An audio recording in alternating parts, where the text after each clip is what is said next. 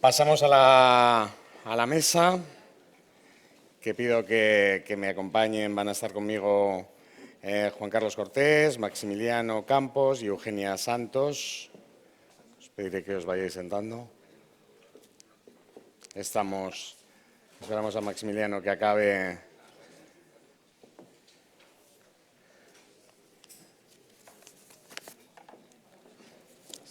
Le está microfonando. Mientras tanto, os voy diciendo que aquellos que queráis escuchar la ponencia de portugués en español, tenéis cascos que podéis recoger fuera dejando el carnet de identidad. Los tenéis en la puerta. Me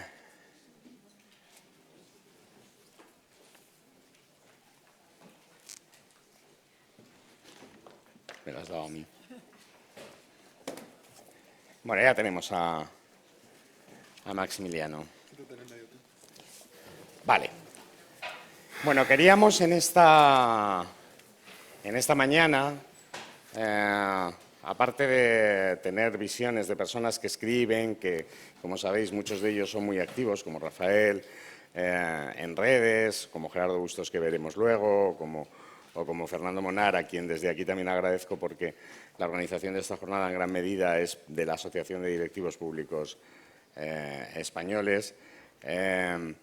Queríamos también traer alguna experiencia internacional que nos diera una visión de contexto en el ámbito latinoamericano y en el ámbito español.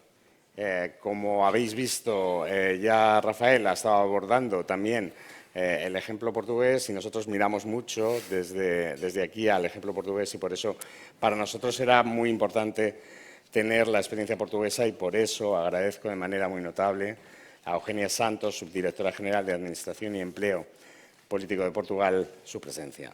Muito obrigado.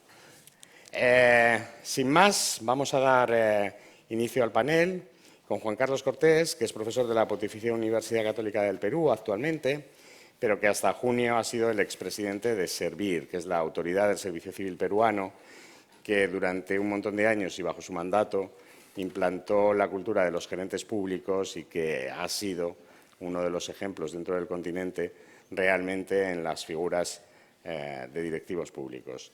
Y que no sé si por esto o no, pero en cualquiera de los casos, el lujo de que ahora ya no esté presidiendo Servir nos permite que esté acompañándonos hoy aquí. Así que, Juan Carlos, cuando quieras, puedes comenzar.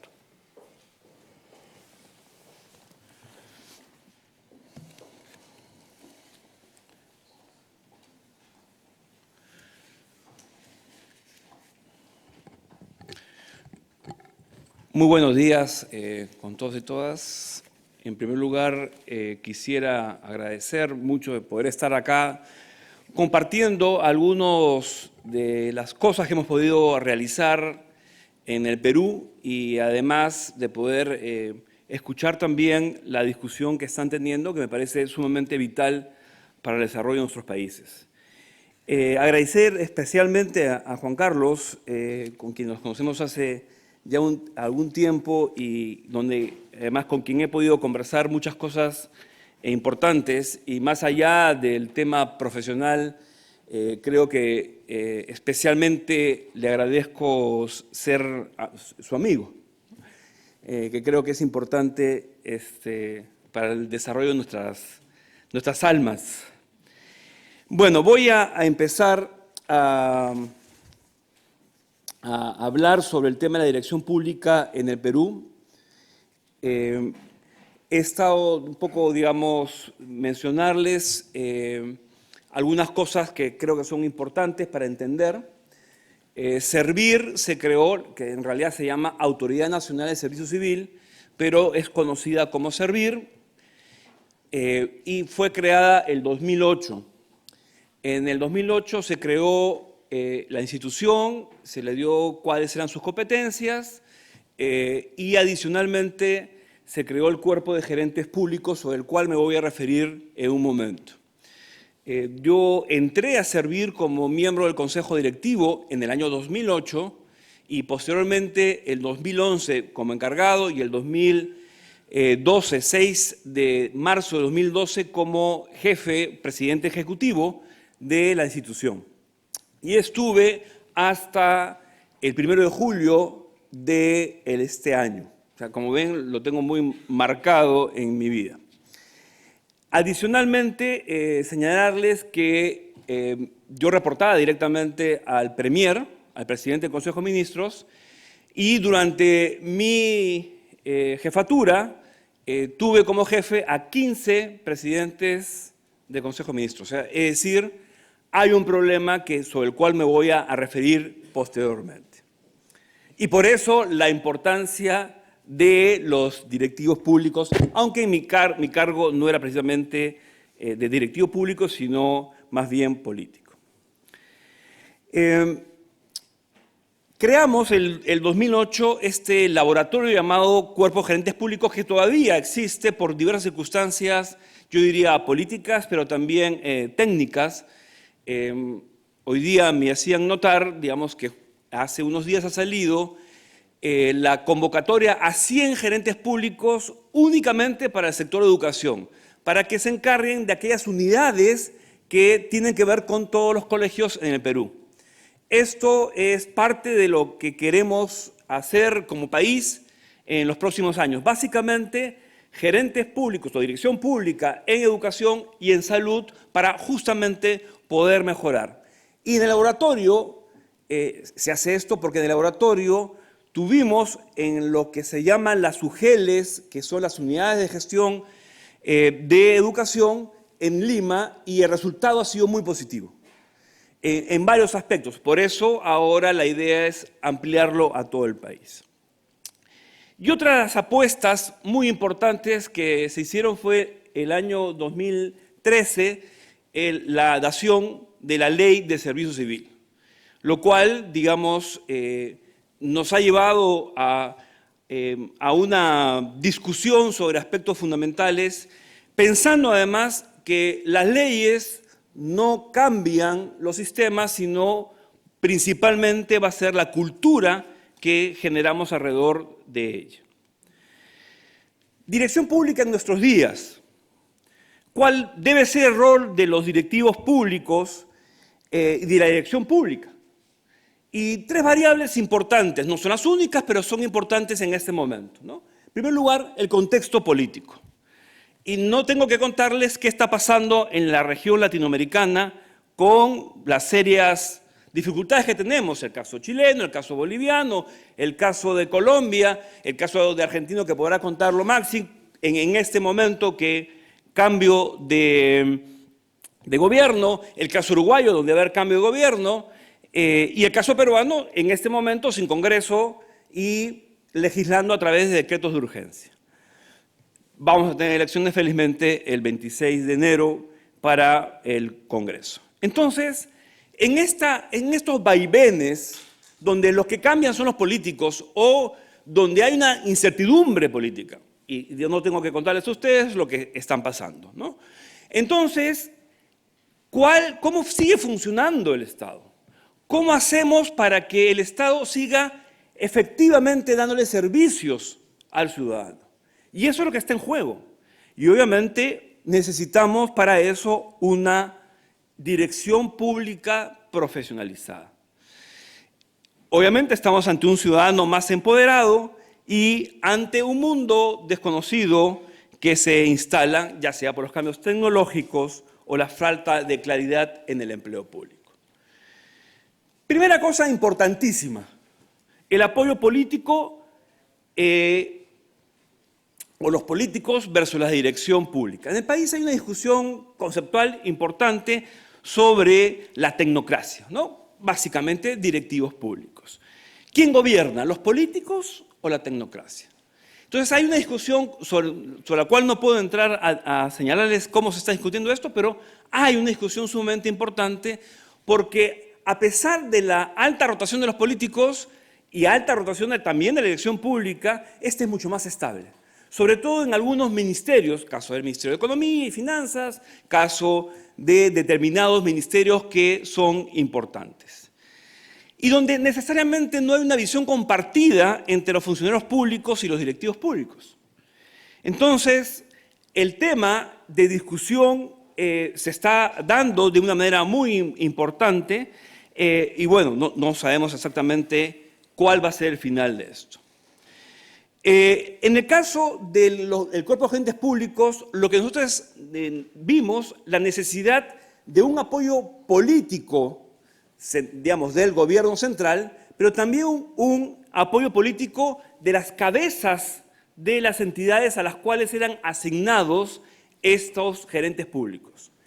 Estos gerentes públicos, además, son seleccionados meritocráticamente.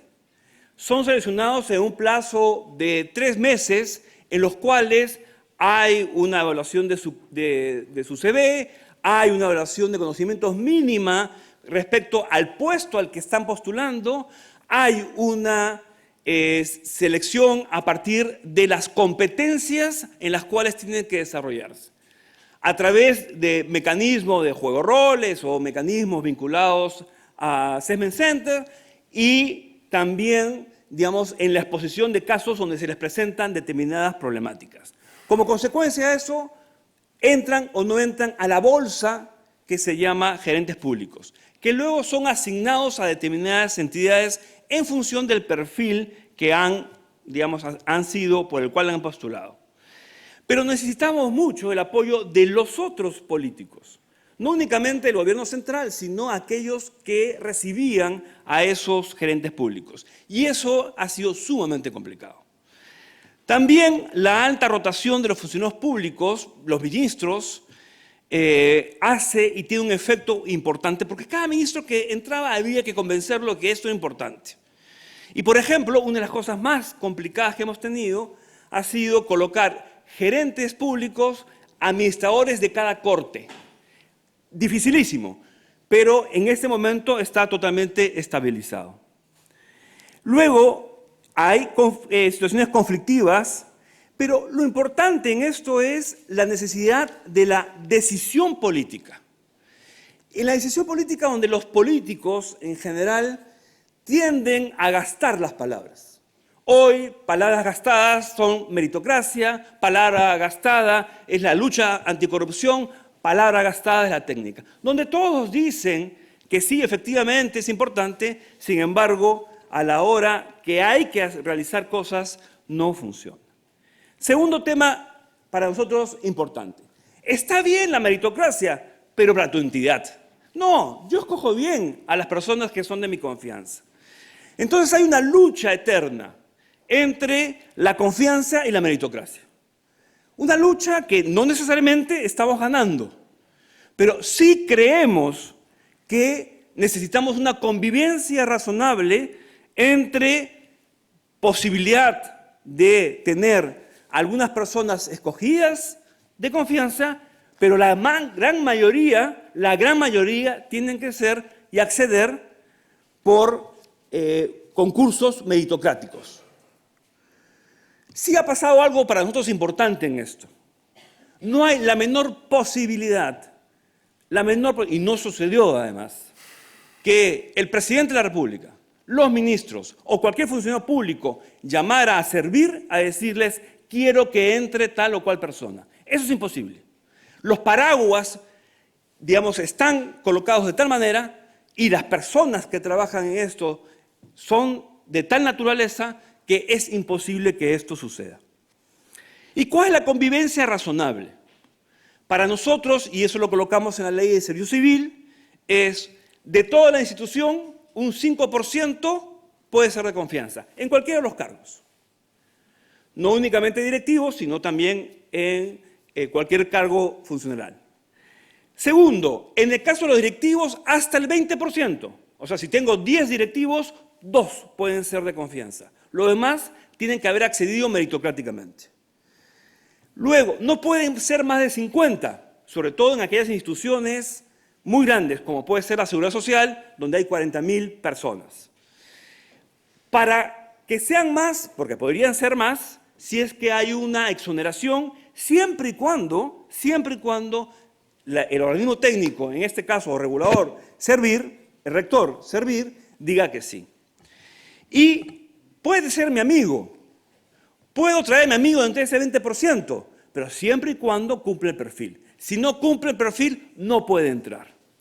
Entonces, eso es lo que nosotros consideramos una convivencia razonable. Voy a seguir un poco más rápido porque antes que Juan Carlos me saque la tarjeta amarilla. Entonces, esta selección no quiere decir que la selección sea perfecta y que a veces no nos equivoquemos. Sí, pero la gran mayoría que ha entrado en el caso de los gerentes públicos ha hecho cosas importantes. Ha logrado hacer una buena dirección. Entonces, evitamos personas que no conocen de gestión pública en los casos que se necesita conocer de gestión pública. No entran a aprender, ya saben, en la dirección. Obviamente, van a aprender mucho más, pero no puede ser, voy a comenzar a aprender. El costo de aprendizaje en el puesto tiene que ser así porque los tiempos políticos son distintos y, obviamente, el nombramiento por razones estrictamente partidarias o por razones amicales solo puede ser en los de confianza, que es, como ustedes han visto, un porcentaje bastante pequeño. Entonces, más o menos está cercano al modelo que se ha presentado hace unos instantes, solo que con una diferencia importante que tiene que ver con las remuneraciones. Las remuneraciones no son variables y no está ligado los logros de las personas a las remuneraciones, que fue un consejo que nos dieron diversos, cuando estábamos haciendo la ley, diversas personas porque dijeron eso, y además en la realidad peruana ha sucedido, genera distorsiones importantes. Por si acaso, digamos, hay una publicación donde hemos señalado cuál es el modelo de gestión del grupo de directivos públicos peruanos del Servicio Civil Peruano, que es una publicación que está en la red y por lo tanto se puede bajar, son, digamos, 120 páginas donde decimos qué es lo que queremos con los directivos públicos y donde, digamos, está el libro agotado, fue consultado en su momento. Luego, el trabajo con los directivos. ¿Qué es lo que hemos creído? Lo que hemos creído no es únicamente seleccionar y luego dejarlos, sino tenemos que hacer un seguimiento de los que se realiza con los directivos públicos. Hacemos un monitoreo, digamos, monitoreo que tenemos que mejorarlo sin lugar a dudas, pero que nos ha servido para determinar una serie de cosas. Hemos tratado de prevenir conflictos, hemos tratado de contribuir a los problemas, la idea de cómo el directivo se preocupa por su gente para efectos de capacitarlos y poder lograr tener logros, colocar mucha fuerza en el tema de los logros, porque ellos al principio, los gerentes públicos, firman cuáles van a ser sus logros a final de año, cuáles son sus metas, y obviamente tratamos de que esas metas se logren. Esto ha significado que el cuerpo de gerentes públicos, por ejemplo, sea una institución o un club, digamos, o una bolsa prestigiosa, en las cuales el tema de la reputación resulta ser sumamente interesante. Y además creamos un mecanismo de competencia entre ellos de mejora continua, que lo que ha llevado es a que exista transferencia de conocimientos y de soluciones entre ellos. Hemos tenido problemas también, y muy graves también, pero, digamos, haciendo el balance ha sido un balance importante. Y además nos interesan mucho las competencias. Para nosotros es bastante extraño, digamos, para el modelo peruano, el tema, digamos, que sucede en España. Porque la selección está pensada principalmente en las competencias. Pero no únicamente en las competencias que tiene, sino en las competencias que tiene que desarrollar. Servir decidió que competencias genéricas para todos los servidores públicos son esas tres que ustedes ven inicialmente. Vocación de servicio, orientación a resultados y trabajo en equipo. Pero decidió, luego de una consulta, de conversaciones, que en el caso de los directivos públicos tiene que ser liderazgo, un nuevo liderazgo, articulación con el entorno político. Esto es una de las competencias más importantes porque el directivo público, como trata con... Acabo en un minuto. Como trata con los políticos y como trata con la ciudadanía, tiene que tener esta competencia, visión estratégica y capacidad de gestión. Y termino únicamente con los retos enunciándolos. En retos, igualdad y dirección pública, 30% de directivos públicos son mujeres y no solucionamos el problema hasta este momento. El tema de la innovación, principalmente el error no existe, no puede haber error porque no se permite el error, lo cual es una equivocación bastante importante. Luego, el liderazgo ético, eso no tengo por qué fundamentarlo, en nuestros países en los cuales estamos teniendo problemas muy serios vinculados a corrupción, obviamente tienen que tener un liderazgo ético y obviamente tenemos que discutir el tema de las compensaciones. ¿Que todo es lindo? No, tenemos muchos problemas y estamos tratando de resolverlos y como decía al principio, esto es una lucha tremenda, pero estamos convencidos de que tenemos que pelearla porque es la única manera para que, en el caso de mi país, podamos salir adelante y podamos cumplir con nuestra misión, que es justamente darle una mejor vida a nuestros ciudadanos. Gracias.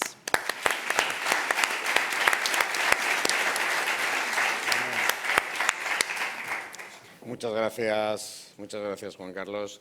La verdad que siempre es un gusto escucharte y como muy bien dice él, en esto no solo conoces profesionales, sino conoces personas y amigos y él sin duda lo es. Pero no está en esa condición aquí, sino como habéis comprobado en lo que están haciendo. En gran parte, yo por lo menos cuando le escuchaba, tenemos una cierta envidia, porque pareciendo que estamos ante un país que quizá tenga un desarrollo, o pensamos mentalmente que tenga un desarrollo menor al español, lo cual en muchas ocasiones quitas el prejuicio cuando acudes al país y lo ves, pero también te das cuenta que se están avanzando en muchas cosas que algunos llevamos mucho tiempo hablando y de lo que llevamos mucho tiempo escribiendo. Yo doy fe que he estado en varias ocasiones, además, en Perú, que el avance es muy notable y que las estructuras de niveles directivos son de personas muy preparadas y competentes y profesionales y que además van evolucionando de una manera bastante natural y que ciertamente está funcionando de una manera bastante competente. Por lo tanto, también le traíamos porque el ejemplo, se habla mucho del ejemplo chileno, pero no tanto del peruano y ciertamente es interesante conocerlo porque además hay una cosa que él ha comentado, pero que tiene muchísimo mérito en su caso, que es la pervivencia en el puesto a pesar de la cantidad de responsables en niveles muy políticos, porque su jefe directo era el presidente del Consejo de la reunión del Consejo de Ministros, o sea que era... Y luego dice mucho de su ética, esto igual me lo permites que lo comente.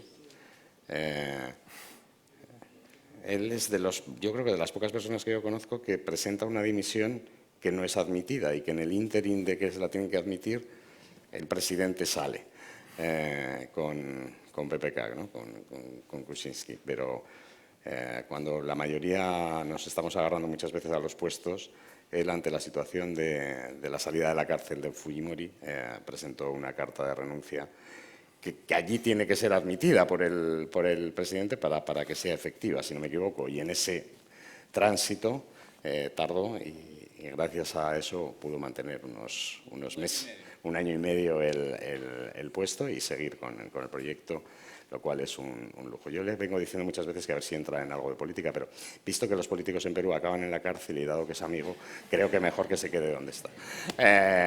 Bueno, sin más, pasamos a la siguiente ponencia, que es la de Maximiliano Campos, que es profesor de la Universidad de Buenos Aires, también amigo,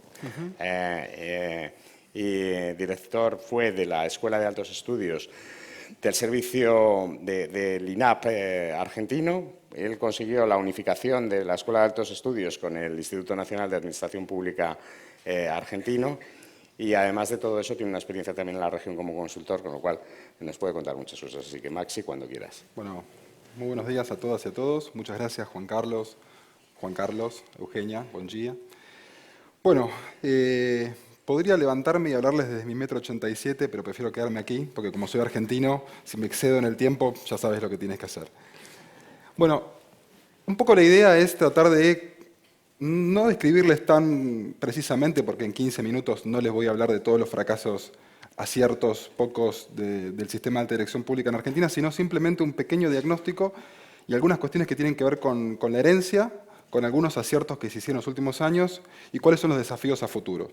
No hasta el 2050, porque eso ameritaría haberme leído los 2 libros de Carles y voy por la mitad del segundo, pero por lo menos hasta lo que lleguemos. Bueno, este no soy yo, este es un muchacho que está viendo un partido del Betis contra Sevilla, que lo saqué de internet. Bueno, lo primero que tenemos que entender es que cuando se habla de alta dirección pública, de modelos, de sistemas, bueno, estamos como mezclando constelaciones planetarias, ¿no? Es muy difícil ya de por sí ejercer la política comparada. Imagínense una región, imagínense entre 2 regiones dentro de un país, y muchísimo menos hacer una teoría o tratar de sistematizar experiencias, regiones, recetas que puedan ser aplicables para todo el mundo o para un continente o para varias regiones en todo tiempo y lugar. Así como la medicina moderna trata a las enfermedades más bien como un enfermo y no como enfermedades, bueno, creo que tenemos que tratar los países y las experiencias, no diría como una agregación de casos, porque se pueden sacar algunas experiencias y algunos aciertos, pero bueno, hay que entender muy bien cuáles son los contextos. Lo primero que tenemos que entender, y yo hablo desde el Cono Sur, desde Sudamérica, desde Argentina, desde América iberoamericana o Latinoamérica, depende del consumidor, que el mundo de hoy nos propone nuevos entornos sociales, laborales, y que no existen modelos de gestión sin contexto, ¿no? Vivimos en una sociedad del conocimiento, ¿no? Como dijo Samuelson hace unos cuantos años, ¿no? Digo, the world is flat, el mundo es plano, ¿no? Los argentinos podemos pensar que es el centro del mundo, pero en segundo grado en geografía nos dijeron que no, y de ahí nuestra frustración constante. Pero el mundo es plano, tenemos un mundo globalizado en donde en tiempo real podemos enterarnos de los fracasos, de los aciertos, de las transmisiones, ¿no? Esta misma conferencia se va a transmitir luego por la asociación de directivos. Entonces, lo que decimos aquí en minutos, en segundos, puede ser replicado, objetado, ¿no? En cualquier parte del mundo. Lo mismo con las políticas públicas, lo mismo con las prácticas. Entonces, vivimos en un mundo que, si bien tiene una heterogeneidad creciente, ¿no? Digo, el futuro pareciera ser más homogeneizante en algún punto. Pero yo me quiero ir un par de años atrás, porque claro, Carles en la conferencia inaugural nos hablaba del futuro y que esto está pasando de manera muy rápida, y viene pasando de manera muy rápida, y yo les quiero mostrar, para que entendamos un poco, porque hablar de dirección pública, hablar de alta dirección pública, de modelos de gestión en el mundo implica entender, bueno, en qué sociedad estamos inmersos, en qué modelo de construcción capitalista, en qué modelo cultural estamos inmersos, y para ello no tengo mejor idea que agarrar el ranking de la revista Forbes, ¿no? Ustedes saben que el ranking de la revista Forbes hace un listado de las personas con las mayores fortunas a nivel mundial y que se hace nada más que hace 32 años, ¿no? Piensen que es la edad de un millennial promedio. En 1987 se hizo por primera vez y en 1987 nació Lionel Messi, ¿no? Miquel, ¿sabes quién es Lionel Messi? Lionel Messi es un muchacho catalán que cada 4 años se pone la camiseta de Argentina para perder una Copa del Mundo. Ese es Lionel Messi. Pero bueno, hace 32 años que se hace el ranking de la revista Forbes, pero lo más interesante para entender este cambio mundial, que es un cambio de dimensión cataclísmica, es un cambio copernicano, es entender cómo se han construido las mayores fortunas en los últimos 30 años. Si uno visualiza las 10 fortunas más grandes en 1987, se podrá dar cuenta fácilmente que las 10 fortunas más grandes estaban hechas por personas que construían cosas concretas, ¿no? Retail, construcción, petróleo, ¿no? Había 5 japoneses, 2 canadienses, un sueco, un estadounidense y un alemán. Si uno se fija el ranking de la revista Forbes hoy, prácticamente nadie produce nada concreto. Son todas economías basadas en el conocimiento, ¿no? Jeff Bezos de Amazon, Bill Gates de Microsoft, Warren Buffett, ¿no? Bueno, lo tenemos un español ahí, Amancio Ortega, ¿no? De Inditex, Carlos Slim, de Claro, el celular anda muy mal, Mark Zuckerberg de Facebook, y tenemos un cambio sustancial, que tenemos 7 estadounidenses versus 1 hace 30 años, un francés, un mexicano y un español. Predominio Internet, software y telcos. ¿Qué pasó?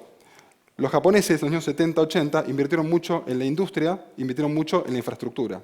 Y los norteamericanos invirtieron mucho en la sociedad del conocimiento, en Silicon Valley. Cambió el mundo, cambió el eje de poder y el futuro va a ser todavía más acelerado. Esto, evidentemente, si cambia el mundo, si cambia la forma en la que se construye poder económico, la forma en la que nos relacionamos, cambian también los modelos de gestión, los modelos burocráticos.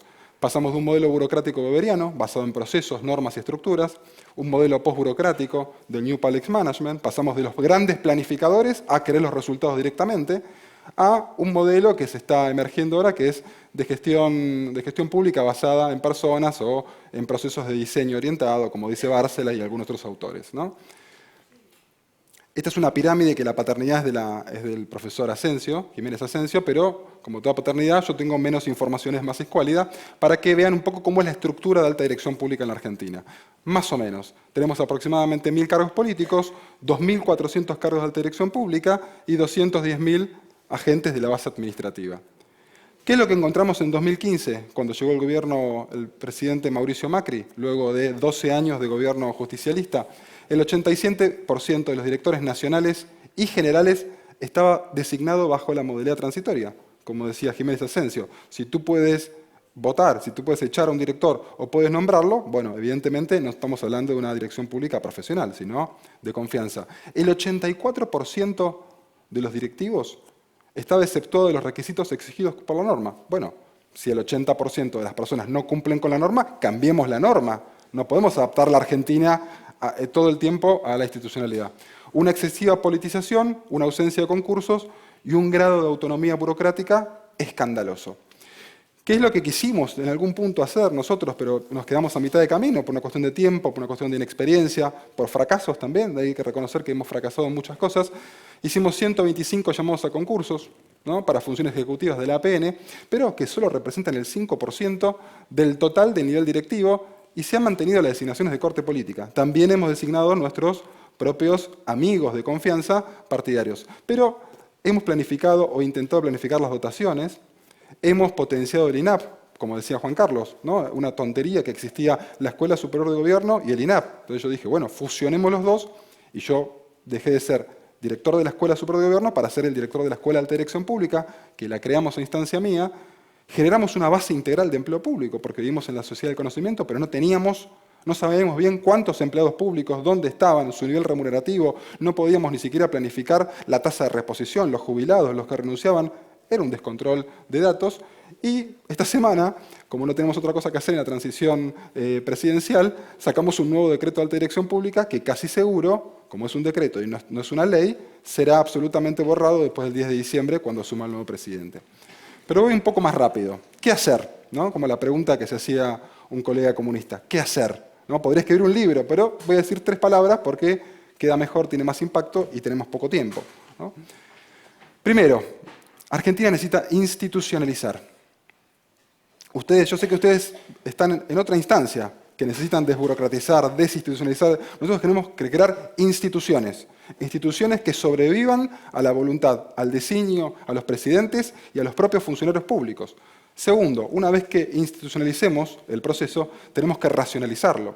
¿Qué significa racionalizar? Darle razonabilidad lógica. Simplificar. No podemos tener 2 estructuras como la Escuela Superior de Gobierno y el INAP y no podemos tener un nombramiento, un aplantillamiento de empleados públicos sin ningún tipo de criterio. Y una vez que hagamos estas 2 cosas, recién ahí nos podemos dar el lujo de innovar.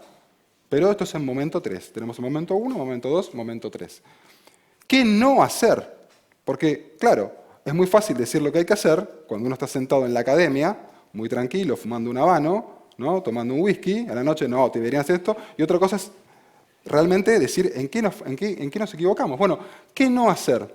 ¿No? Copiar recetas, ¿no? Yo escuchaba al colega de la Unión Europea y decía, qué lejos que estamos de esto. No solamente en nivel remunerativo, pero qué lejos que estamos, porque nosotros ni siquiera hemos logrado de manera cabal el modelo burocrático weberiano. Entonces digo, si no tenemos una administración pública weberiana, racional, mucho menos vamos a hacer el assessment center y todas esas palabras en inglés que son impronunciables. Segundo, no contextualizar, no contextualizamos. O sea, desarrollar este tipo de reformas en países en donde todavía la democracia no está consolidada, donde la legitimidad de los gobernantes está siendo puesta en tela de juicio cada 2 meses, cada 2 años, y tenemos expresidentes presos, expresidentes destituidos, expresidentes exiliados, cambios, ¿no? Digo, en algún punto no estamos leyendo el contexto de la región. No podemos tomar la experiencia europea, la experiencia española, por lo menos por ahora. Y lo más importante, que tiene que ver con toda la información que me he llevado de esta magnífica conferencia, no aplicar el sesgo del superviviente. ¿Saben lo que es el sesgo del superviviente? El sesgo del superviviente es una falacia lógica. En la Segunda Guerra Mundial, los pilotos de la Royal Air Force volvían de bombardear las posiciones alemanas antes del desembarco en Normandía y hacían estudios acerca de dónde impactaban las balas, ¿no?, de los alemanes, de los nazis. ¿Por qué? Porque su teoría, lo lógico, lo intuitivo, decía que había que reforzar aquellos lugares en donde más impactaban las balas. Pero vino un húngaro llamado Graham Wall que dijo, no, esto es ridículo. Están haciendo el sesgo de confirmación. Lo que hay que hacer justamente es reforzar, ¿no?, las partes de los aviones que no han sido impactadas, porque esos son los aviones que no vuelven. Y muchas de las cosas que se han compartido aquí estos últimos días tienen que ver con el sesgo del superviviente. Claro, ustedes se dais el lujo de criticar mucho el sistema de oposición o el estatuto del empleado o del directivo público español, pero por lo menos tienen un estatuto. Nosotros no tenemos un estatuto. Ustedes tienen el lujo de criticar las oposiciones, pero al menos opositan, ¿no? Digo, nosotros en algún punto todavía no estamos en esa situación.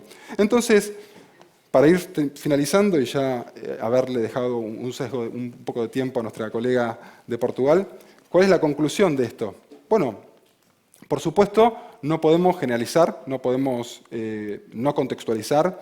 La Argentina ha vivido un proceso de transición a la democracia desde el 83 hasta ahora, pero, bueno, evidentemente tenemos un sesgo de politización tan fuerte y tan grande en una región, en un mundo que ha cambiado tanto, que no sabemos qué hacer primero, si el modelo burocrático o pasar directamente al modelo de innovación, como nos plantea Ramió. Yo creo que hay que hacer un poco las dos cosas al mismo tiempo, porque no tenemos tiempo de hacer una cosa primero y dentro de 50 años, cuando hayamos alcanzado con éxito el modelo burocrático, recién ahí empezar a robotizar.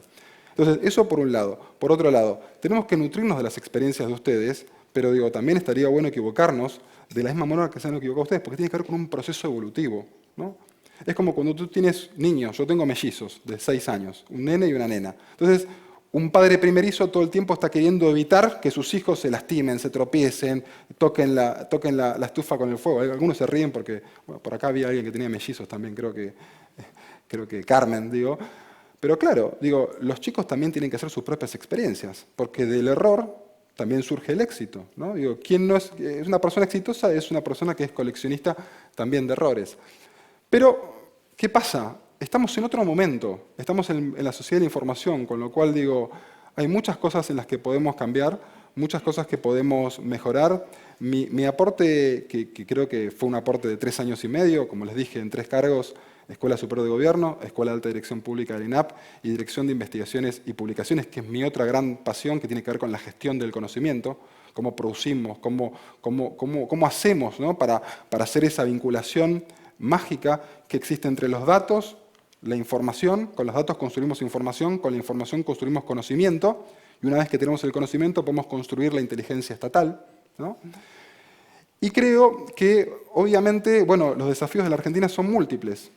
Por suerte, creo que las nuevas camadas de políticos en la Argentina, los que han nacido después del 2000, los millennials, en algún punto tienen esta visión, y si bien somos un país que tenemos nuestras grandes broncas políticas, nuestras polarizaciones, creo que por lo menos hay un consenso de la racionalidad mínima, de la modernización, y de que somos un país lo suficientemente pobre como para no dedicarnos lo suficiente, invertir en profesionalizar la alta dirección pública y tener un Estado más profesional, más racional, más justo y que pueda otorgar mejores bienes y servicios, en definitiva, ¿a quiénes? A nuestros soberanos, que son los que nos pagan nuestros salarios. Entonces, la reflexión es, me llevo de aquí un gran salario, me llevo de aquí un gran salario en términos intelectuales, ¿no? En términos de...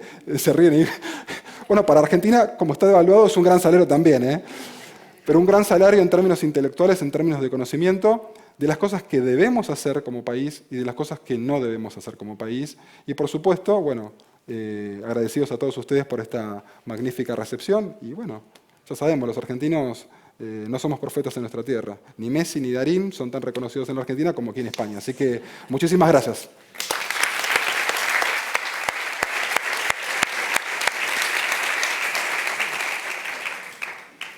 Bueno, no sé si para nosotros es un lujo nuestro sistema de oposiciones o nuestro sistema.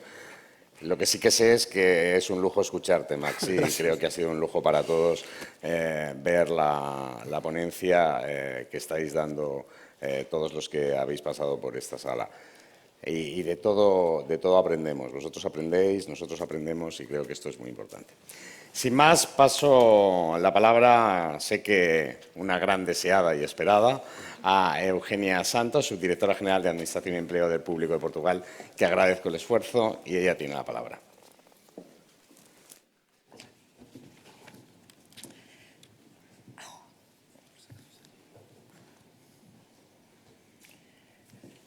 Muito bom dia a todos. Antes de mais, eu quero agradecer o convite que foi feito a Portugal para estarmos aqui a partilhar com vocês a nossa experiência. Eu queria cumprimentar primeiro os meus colegas de mesa. O professor, quando falou há pouco sobre Portugal, disse o essencial, o que vai dificultar a minha apresentação. Mas foi muito bem.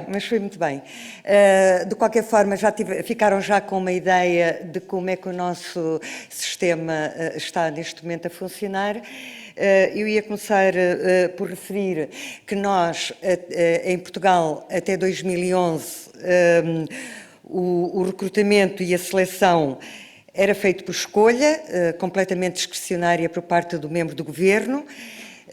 O membro do governo apenas tinha que escolher um indivíduo que fosse licenciado, vinculado ou não à administração pública, não tinha que ser forçosamente da administração pública, podia vir de fora, e apenas tinha que ter competência técnica, aptidão, experiência profissional e formação adequada.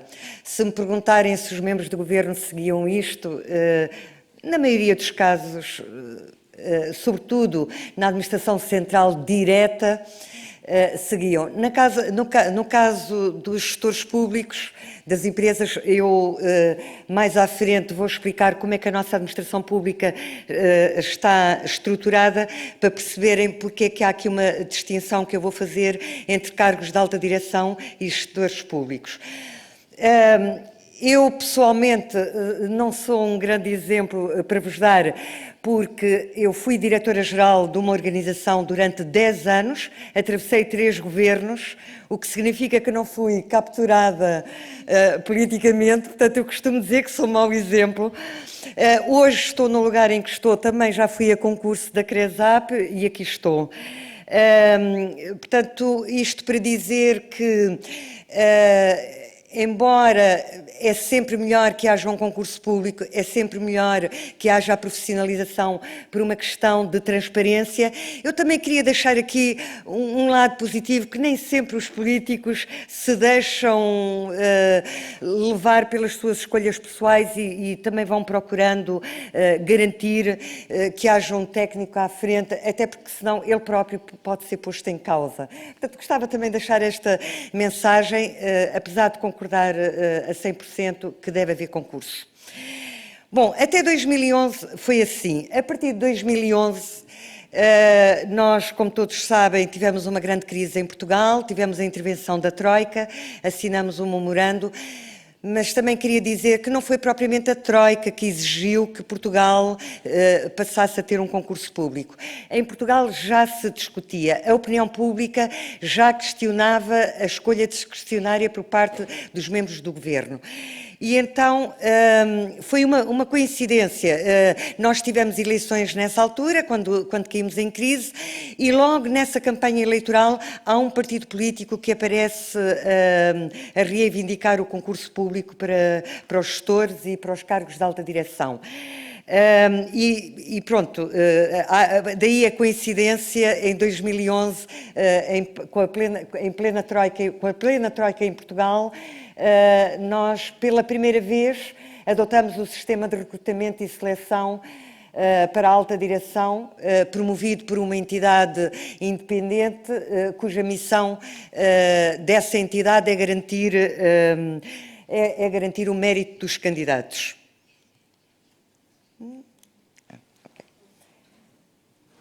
Não sei o que está...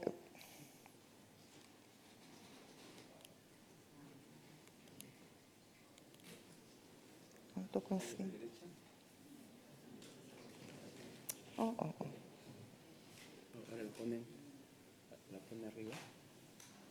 Já está. Ok. Graças. Bom, nós em 2011, como estava a referir, saiu uma lei a determinar, primeiro a criar uma entidade independente para fazer o concurso, mas o que é que aconteceu nessa altura? Na minha opinião, antes de se ter feito essa lei, devia-se ter amadurecido mais a ideia e devia-se ter procurado saber exatamente qual era o caminho que pretendíamos seguir. Mas estávamos em plena crise, com várias reformas por fazer, e então sai essa lei em 2011, e quando chegamos a 2015, durante esses 4 anos, nós tivemos a oportunidade de ver que havia alguns aspectos que tinham que ser melhorados no sistema que tínhamos. E então sai uma alteração em 2015 que fez... Estas são as primeiras principais alterações que foram efetuadas pela lei em 2015. Por um lado, reduziu de 12 para 10 anos o prazo de conclusão de licenciatura dos candidatos ao cargo de direção de primeiro grau. Até aí eram 12 anos, passou a ser 10. A Comissão passou a ter a responsabilidade de elaborar a proposta de perfil de competências e submetê-la à homologação do membro do Governo. Entre 2011 e 2015, quem definia este perfil era o membro do Governo, o que também causou alguma polémica, porque havia sempre uma desconfiança se aquele membro do Governo não estaria a fazer um perfil à medida, e então essa responsabilidade passou para a CRESAP. Os titulares de cargo de direção imediatamente inferior, eu já vou mostrar isso mais à frente, passaram automaticamente a ser incluídos na lista de candidatos aos cargos de alta direção. Isto porquê? Porque se começou a verificar que, do ponto de vista estatístico, os titulares de cargos de direção intermédia, talvez por receio de serem mal interpretados, não estavam a apresentar candidatura.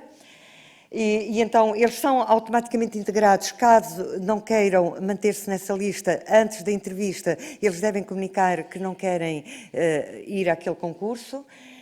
Quando o concurso ficava deserto por falta de candidatos ou por falta de mérito, no sentido da CRESAP não conseguir arranjar 3 candidatos, mais à frente vamos ver que a CRESAP o que apresenta ao membro do Governo é uma lista de 3 candidatos. Se não conseguir uma lista de 3 candidatos, ele tem que repetir o concurso. Nós ficávamos até 2015, a lei nada dizia, caso a CRESAP não conseguisse uma lista de 3 candidatos, a lei nada dizia sobre o que fazer.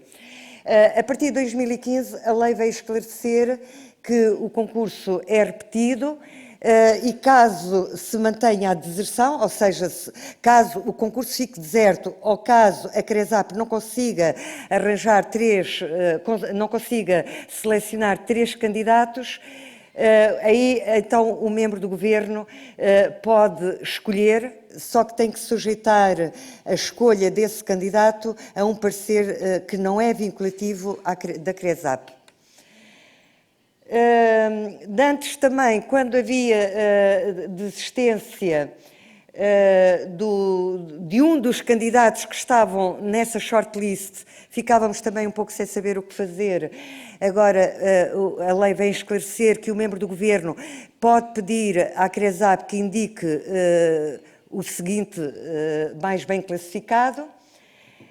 E, finalmente, os vogais suplentes pertencentes a cada Ministério. Nós vamos ver que há vogais não permanentes por cada Ministério, de antes era só um, passou a haver 2, para garantir que quando o lugar de um determinado organismo, sobretudo se for o organismo pertencente a esse vogal permanente, haja um suplente que possa substituí-lo, para que haja total independência e isenção. Pronto, como vos disse há pouco, em 2011 foi criada este organismo, uma comissão independente para fazer o recrutamento e seleção. Esta comissão tem por missão o recrutamento e seleção de candidatos de cargos de alta direção superior da Administração Central do Estado. Estamos aqui a falar de diretores-gerais, subdiretores-gerais, presidentes e vogais de institutos públicos, e tem ainda por missão fazer a avaliação curricular e parecer sobre a adequação do perfil para o cargo de gestor público. A visão, esta comissão tem em vista garantir a excelência na avaliação de cargos de direção e gestão de topo da administração pública, e a sua atuação pauta-se pelos valores da independência, isenção, rigor, transparência, equidade e mérito. Qual é o enquadramento jurídico desta comissão? Ela é uma entidade independente, não pode solicitar nem pode receber instruções do membro do governo ou de quaisquer outras entidades. Ela funciona, até em termos de apoio técnico, funciona junto do membro do governo responsável pela administração pública. Mais à frente vamos ver que este funcionamento neste momento está a ser questionado. E tem importantes deveres de accountability perante a Assembleia da República. Anualmente tem que enviar um relatório de atividades para a Assembleia da República. A composição tem um presidente. Este presidente deve ser designado dentre personalidades de reconhecido mérito profissional, credibilidade e integridade pessoal. Tem 3 a 5 vogais permanentes, isto de acordo com a lei, porque neste momento, na prática, a CRESAP apenas tem 3 vogais permanentes, que são designados dentre personalidades de reconhecido mérito profissional, credibilidade e integridade pessoal, cuja atividade tenha sido exercida preferencialmente na área dos recursos humanos ou na administração pública. Tem ainda vogais não permanentes que são designados por cada Ministério, também designados entre trabalhadores em funções públicas, com reconhecido mérito profissional, credibilidade, integridade pessoal e cuja atividade também tenha sido exercida preferencialmente na área dos recursos humanos dentro da administração pública. Junto a esta comissão funciona uma bolsa de peritos, pode ir até 50 membros, neste momento, se a memória não me falha, tem 23 membros, que também são designados dentre trabalhadores da função pública, com reconhecido mérito profissional. Como veem, o mérito profissional, credibilidade e integridade pessoal tem que estar sempre presente. Esta bolsa destina-se a dar apoio em matérias técnicas específicas e participam também nos júris, como vamos ver mais à frente. A CRESAP, como é que ela é designada? Começa por haver uma proposta do membro do governo responsável pela administração pública, que envia essa proposta à Assembleia da República. A Assembleia da República procede à audição do elemento que foi designado e, finalmente, o Governo, através de uma resolução do Conselho de Ministros, procede à designação do Presidente para uma comissão de 5 anos no caso do Presidente, 4 anos no caso dos vogais permanentes. Quer o Presidente, quer os vogais permanentes apenas podem ser providos por uma comissão de serviço. Depois, terminada a comissão de serviço, durante o mesmo período não pode haver provimento. Passado 5 a 4 anos, podem novamente ser indicados para Presidente ou vogal permanente. Os vogais não permanentes são designados por um despacho conjunto do membro do Governo que tem a seu cargo a administração pública e pelo respectivo membro do Governo. São providos por um período de 3 anos e aqui, à semelhança do que se passa com o Presidente da Comissão e vogais permanentes, também só pode, este mandato não é renovado, mas ele pode ser novamente designado após 3 anos deste primeiro exercício. As principais competências da CRESAP. A CRESAP tem que estabelecer as regras aplicáveis à avaliação de perfis, das competências, experiência e conhecimentos, bem como a formação académica e formação profissional na seleção dos candidatos. Tem que proceder, após a solicitação do Governo, à abertura e desenvolvimento dos procedimentos de recrutamento de acordo com os perfis genericamente definidos. É a CRESAP que fixa os métodos de seleção a aplicar nos procedimentos concursais, havendo sempre lugar à realização da avaliação curricular e entrevista. E ainda é a CRESAP que compete promover as atividades de pesquisa e de confirmação de competências relativamente a personalidades que apresentem o perfil adequado. Como eu disse lá atrás, e agora para explicar como é que tudo isto se processa, a CRESAP tem aqui 2 responsabilidades essenciais. A primeira responsabilidade é o recrutamento através do procedimento concursal de altos cargos de direção dos serviços e órgãos da administração pública, e o outro seu papel é a avaliação curricular e emissão de parecer sobre a adequação do perfil para os cargos de gestor público. A nossa administração está estruturada desta forma. Nós temos a administração do Estado stricto sensu e temos a administração autónoma. Dentro do Estado temos a administração direta e indireta. Na administração direta, eu vou falar um pouco mais rápido por causa do meu tempo. Temos os serviços centrais e temos a administração indireta, os institutos públicos e as empresas públicas. Depois, do outro lado, temos a administração autónoma de natureza territorial. Temos as nossas regiões autónomas, a Madeira e os Açores, e temos as autarquias locais. O papel, a CRESAP só intervém nesta parte da administração central direta e indireta do Estado.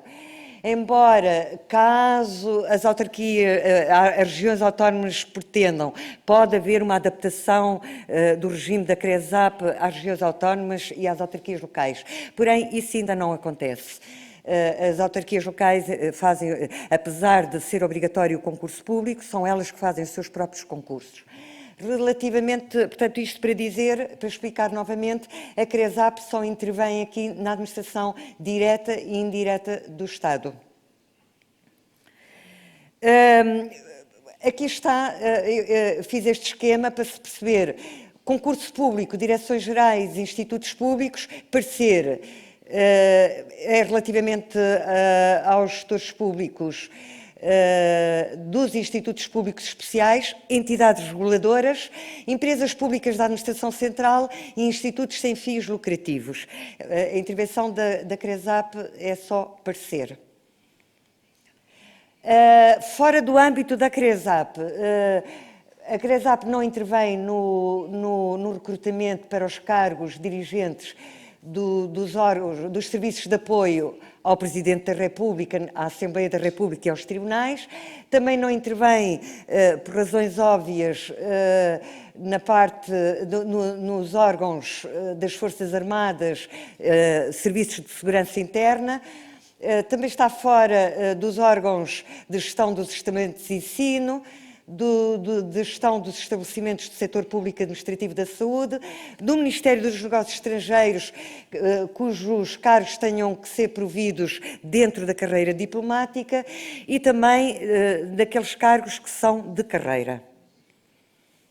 Como é que se processa o concurso público? Portanto, agora explicando aqui, nós temos 2 tipos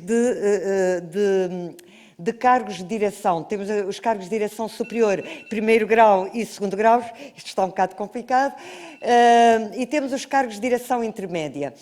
O concurso feito pela CRESAP é só nos concursos de direção superior, primeiro e segundo grau, Os concursos de direção intermédia, o concurso é feito dentro do próprio organismo. Os cargos dirigentes, eu aqui vou passar à frente. Como é que nós temos aqui o concurso, do caso do concurso público? Ele começa por ser da iniciativa do membro do governo, que normalmente faz o pedido à CRESAP, identifica quais são as competências do cargo, caracterizando qual é o mandato, a gestão e as principais responsabilidades, e o membro do governo elabora ainda uma carta de missão. Esta carta de missão é uma carta que quem é candidato vai ter que assinar. O que é que ela contém? Contém os objetivos para o mandato dos 5 anos, que estão devidamente calendarizados, esses objetivos, mas depois esses objetivos podem ser anualmente reajustados. Sobretudo quando há uma mudança de membro do governo, eles podem ser reajustados.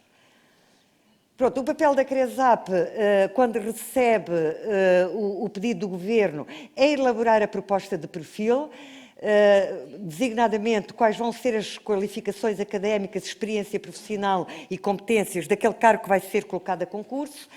Ele remete ao membro do governo para homologação e define a metodologia e fixa os critérios a aplicar na seleção. O membro do governo tem um prazo de 20 dias para ou homologar a proposta, caso pretenda alterar, tem que fundamentar a sua alteração expressamente. Caso pretenda, aqui estou a falar da alteração do perfil. Na falta de resposta, considera-se que há uma homologação tácita e a CRESAP então procede à abertura de concurso. Antes dessa abertura de concurso, há aqui a nomeação do júri público. Esse júri público é constituído pelo próprio presidente da CRESAP, um vogal permanente da CRESAP, que é indicado pelo presidente da CRESAP, um vogal permanente do respectivo Ministério cujo cargo está posto a concurso e um perito do Ministério. Portanto, esta é a tramitação, como veem aqui rapidamente, iniciativa do membro do governo que define o perfil, que diz o que é que pretende e define a carta de missão. O júri prepara e propõe o perfil, membro do governo aprova o perfil, depois é publicado no Jornal Oficial. Para além da publicação no Jornal Oficial, é publicado em mais 3 sites, nomeadamente no site da CRESAP. Esta divulgação, normalmente o concurso é aberto por 15 dias. A seguir à abertura, todos os interessados registram-se na plataforma. Depois temos uma primeira fase de avaliação, que é a fase da avaliação curricular e a seleção dos 6 melhores candidatos. Como é que é feita esta avaliação curricular? O candidato, quando se registra, ele tem que introduzir o seu currículo e fazer a sua autoavaliação. Entretanto, o júri vai-lhe atribuir uma classificação e seleciona os 6 melhores candidatos e só esses 6 é que passam à segunda fase. A segunda fase é constituída por um questionário de análise de perfil pessoal. Ele é feito online a esses 6 candidatos. Após esse teste, então é feita a entrevista. Feita a entrevista, o júri, o que é que vai fazer? Vai escolher desses 6 candidatos quais são os 3 que ele vai apresentar ao membro do governo para escolha e designação Isto está mal. Entretanto, o membro do governo designa o candidato e então é nesse momento que a CRESAP publica a sua shortlist. Bom, este aqui é o procedimento que é feito para os gestores públicos, para a adequação do perfil, portanto, sobre o perfil, sobre a adequação do perfil do gestor público. Segue mais ou menos o mesmo percurso, mas é um processo muito mais simples. Aqui a CRESAP tem que dar o seu parecer em 10 dias. Não é um júri público que faz esta apreciação, é uma comissão técnica que é constituída no seio da CRESAP, portanto, é constituída pelo presidente da CRESAP e os vogais permanentes, sendo que um deles é o relator e outro é o contraditor. Este parecer não é vinculativo. Isto é uma coisa que tem sido muito discutida em Portugal. O membro do governo pode ignorar o parecer da CRESAP.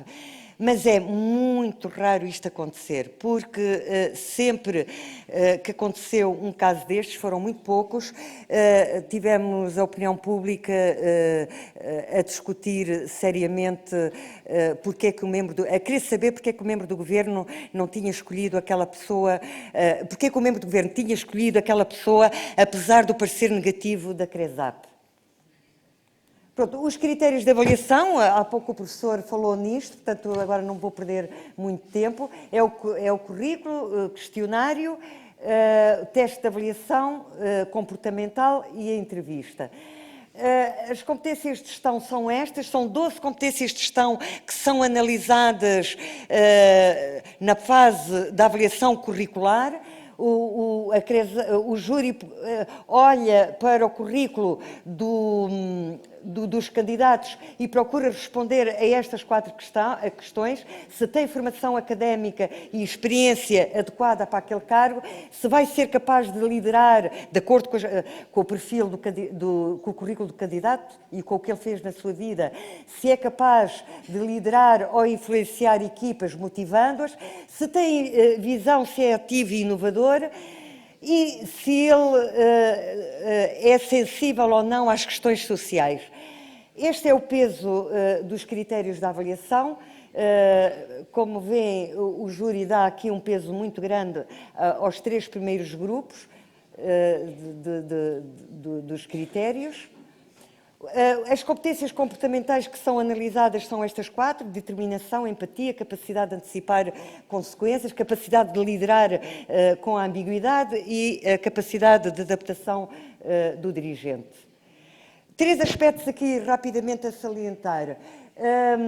Não há ordenação dos candidatos. Portanto, quando a CRESAP apresenta a shortlist, não pode nunca dizer qual é o candidato que está em primeiro, qual é o candidato que está em segundo e qual é o candidato que está em terceiro.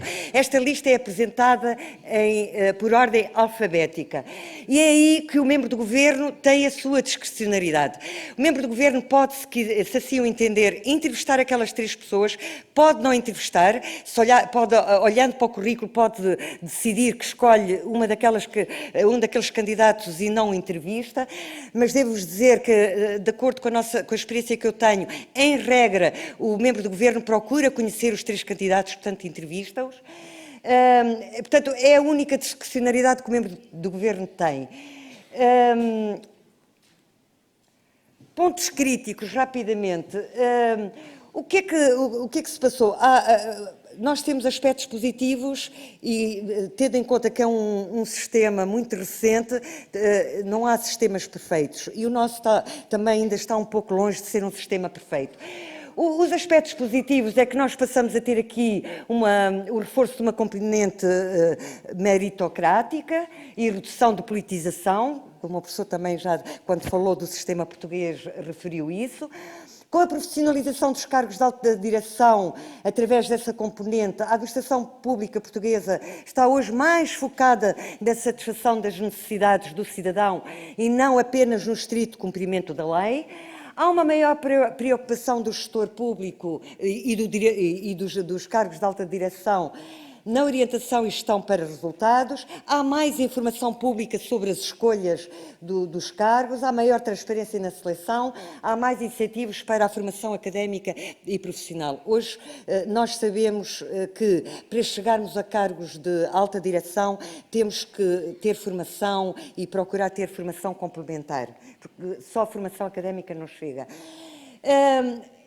Quais são os pontos negativos? Continua a existir rapidamente. Continua a existir alguma mudança de cargos com a mudança de membros do Governo, porque a nossa lei, apesar de tudo, continua a permite que haja uma cessação da Comissão de Serviço, desde que o membro do Governo fundamente